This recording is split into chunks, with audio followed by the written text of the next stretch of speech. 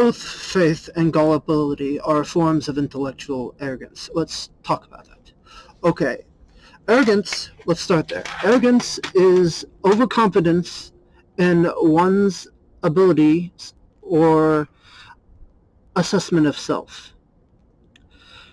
Okay, so based on this, we can say what gullibility is an overconfidence in our ability to assess the validity in the words spoken or written by another. Because we can accurately define it that way, describe it that way, and it fits the bill.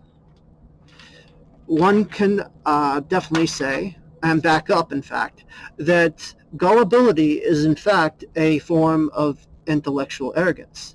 Now, that may make people feel uncomfortable, and it really should, because what that discomfort's actually telling you, what that discomfort should actually be understood as, is an indication that, well, arrogance isn't necessarily human nature so much as it is a matter of human maturity and human immaturity, if gullibility is indeed a matter of intellectual arrogance. Okay, now onto the faith matter. A lot of people believe that yada yada, all the world's wars, well, not all the world's wars, but some people believe that religion is the problem, that religion causes all these deaths. No, it's arrogance.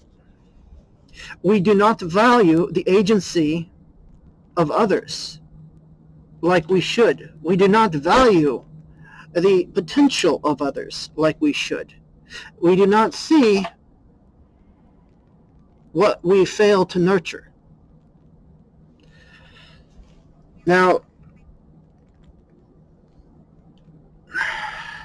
here's the thing.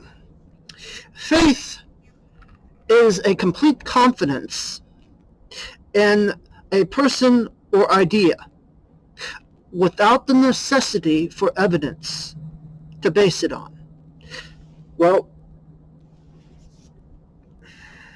I'm not sure if I'm bold for saying this, but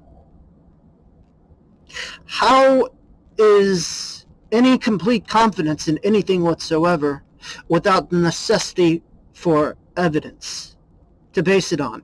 How is that ever not a matter of arrogance? I dare say it always is arrogance if you do not need evidence to base it on when you have complete confidence in someone or something. I'd have to say that is, in fact, arrogance. Well, what does that say about systems of faith? The systems of faith that began way back when we didn't know where rain came from. We didn't know what the sun was. We didn't understand where maggots came from.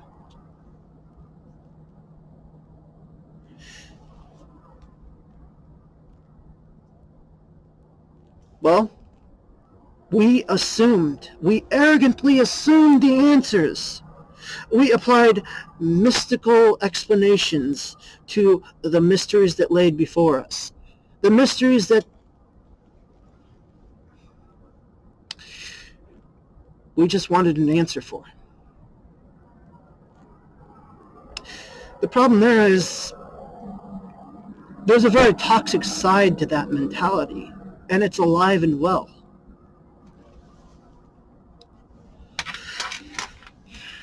When you have a TV preacher who assumes one thing about an entire group of people, treats that assumption as a fact, declares it's the Word of God,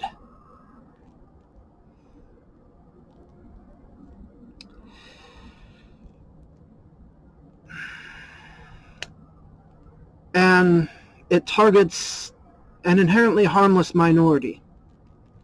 I'm talking, of course, about the incident where a TV preacher claimed that transgender people just wanted to use the bathroom of the gender they identified with so they could sexually violate others. He assumed, took on faith that his assumption was true, and it was an arrogant assumption, of course. He arrogantly assumed and then took it on faith as to being true. It then carried on through mob mentality and caused a lot of harm. The thing is, if you look back to any wrongfully marginalized group of people, it always starts at that thing. An arrogant assumption spread through mob mentality as if fact, with the help of another form of arrogance, gullibility. Both faith and gullibility are forms of intellectual arrogance. The reality is,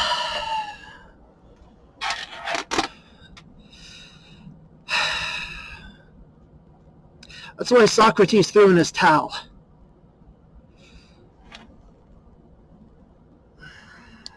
The arrogance was too thick.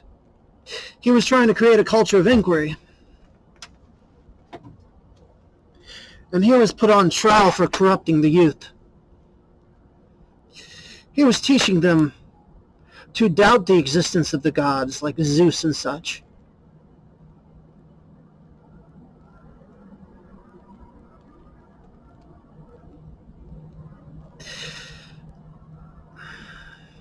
That moment, he just threw in the towel.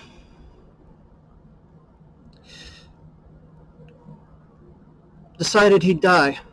Decided he'd go with it, the death penalty. Poisoned hemlock, a brew of it.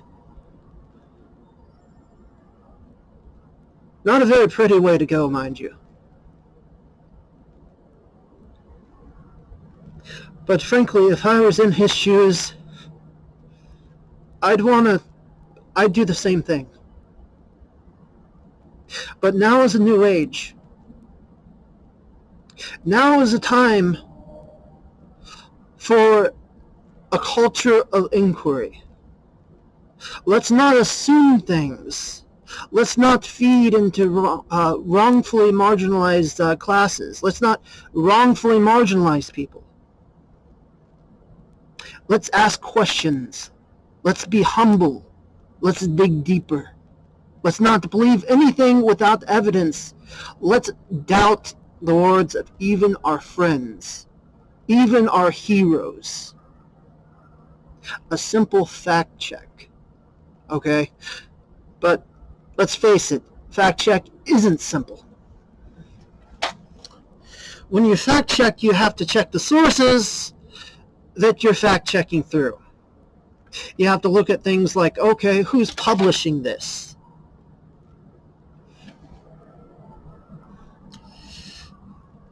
It's not easy, but it needs done.